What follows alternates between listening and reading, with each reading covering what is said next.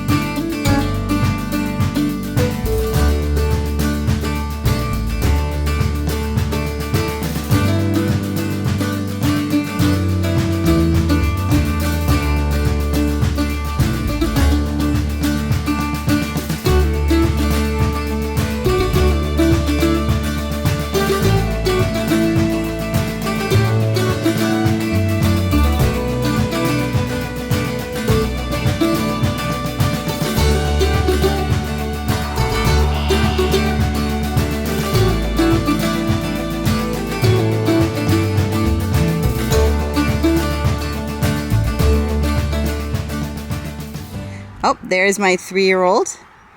Are you showing them the tree? It's taller than you, isn't it? It's like twice your height. Yeah. I'm not so tall as the tree yet. No, you're not as tall as the tree yet. I don't know if you're going to get as tall as the tree. It's the mommy. Okay. My plan is to do a lot of work on this garden bed this year. There's a lot of stuff in here that's just starting to come up, but it's kind of a mess. First of all, there's a lot of grass. There's like onion grass in there. I don't think it's quite chives, but it's like an onion grass. There's a lot of geranium. It's just too much, just taking over. There is some lupine and iris that are beautiful. There were some other pretty things, but I think they've gotten choked out by grass, by, oh, there's a yellow loosestrife in this bed that has just like taken over. I've gotten a lot of the debris out from it, but you can kind of see back there, there's those brownish debris because I'm trying to take it all out. Now, normally I wouldn't clean up a bed until it's a little warmer. That's my goal eventually for pollinators to wait, but this just really needs to be cleaned so I can do something different with it. I have lots of cool plans though, but we got to take the stumps out of the back. We got to clean it all out to put new stuff in. But this is a wonderful start. We've got our evergreen over there, the dwarf Alberta spruce, and now we have a beautiful ruby tears crabapple. So this is really a great start. I am hoping to get some mulch and compost in the next week or two, and I think this bed will probably, once I clean it out, will all be just mulched with compost this year because it just hasn't had a lot of love. So we're going to give it some extra love with some extra compost, I think. So that's my plan. Let's go to the next plantings. On to the serviceberry. So this is an autumn brilliance serviceberry. These like full or part shade, so they need at least 4 hours for good blooms, but where it's especially hot, like maybe down the south, it's probably a good idea to give it some shade, not put it in full sun. For right now, these are going to be in full sun here, but I'm thinking of planting up an area around them so they might get a little bit more shade in the future. They are hardy in zones 3 through 9, which is super hardy. I think it's down to negative 40 degrees Fahrenheit, and zone 9, that can also go pretty high. There's native varieties all over the United States, so that's wonderful. This one is a hybrid, a natural hybrid of our native varieties. They get 20 to 25 feet tall and 15 to 20 feet wide. You can get them in multi-stem or clump form, and that's what I have here, or you can get them in tree form. I think both are beautiful. So it gets these really delicate white blooms in the early spring, which pollinators love. And then in June, it has blue berries. And I've been told they're kind of like a watery blueberry. I believe I haven't tried them myself, but I am mainly planting this for the birds to eat. We can eat it as well if there's an abundance, but it's mainly for birds. Apparently they love it, and it's very nutritious for them, and it attracts all sorts of birds. So I'm really excited about that. One of the birds it attracts is actually the hermit thrush, which is the state bird of Vermont and has a beautiful song, and I haven't seen one yet. But they're usually in more densely forested areas, so I'm not sure we will get them, but it's worth a try. This variety here, Autumn Brilliance, is known for its beautiful fall foliage. So it gets an orange-red brilliant foliage color. So this we can see from our house. I am sitting right behind our rose circle here that I'm looking at, and it's kind of flanking on the opposite side, the back side of the arbor here, in the beds that have honeyberries in them. So I'm hoping to give the honeyberries some shade with these as well as some other trees this year, and then we'll be able to see both the blooms and the foliage from our house. So hopefully we'll get a brilliant show. This plant has so many names. I know it is serviceberry. It's also Juneberry. I think Saskatoonberry is another name for it. So if you're looking for it, look up the Latin name Amelanchier. Amelanchier, I'll have it on the screen here. And that should help you find a variety near you. There are lots of good options.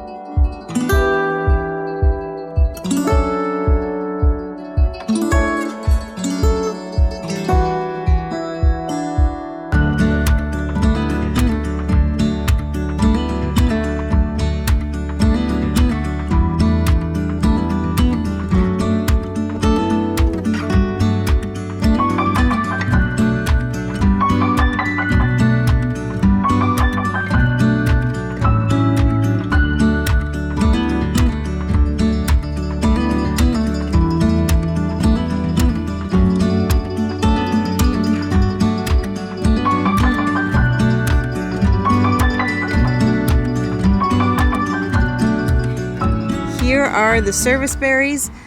They're a little hard to see with all the grass behind it over there, but let me get a close-up for you. I don't know if these bloom before or after flowering, or before or after leafing out, rather. So I'm hoping we're going to get some blooms this year, but we might just get leaves. I'm not sure if it already bloomed. If you have a serviceberry, let me know. Obviously, we'll find out in the next couple weeks. These are looking beautiful, beautiful. I did water them in just to settle the soil, but we are getting some rain over the next few days, so that'll water them in more. This area, let me talk to you about this area a little bit. I just pulled out a couple cherry trees. You can actually see them beyond the watering can there. And I've had them in for a few years, and they did okay. One of them did better than the other. And then last year, the leaves just dropped off, the blossoms dropped off in like mid-late spring, early summer, and they never came back. They were just defoliated. And I've been looking at them all winter, and I was looking at them this spring, and they have not budded up at all. Nothing. So I pulled them up. I think, looking at them, I think it was root rot, which does make me a little nervous here. So here's what we did for my concern there. One, with the bare root cherry trees there, I put them directly in the native soil, which our native soil is very heavy clay.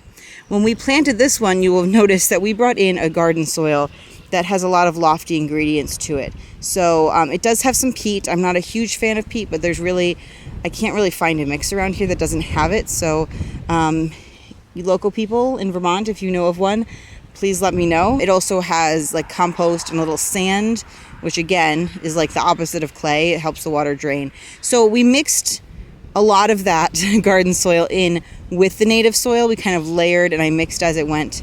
And we also planted these a little high. It's a little hard to see from this angle on this one.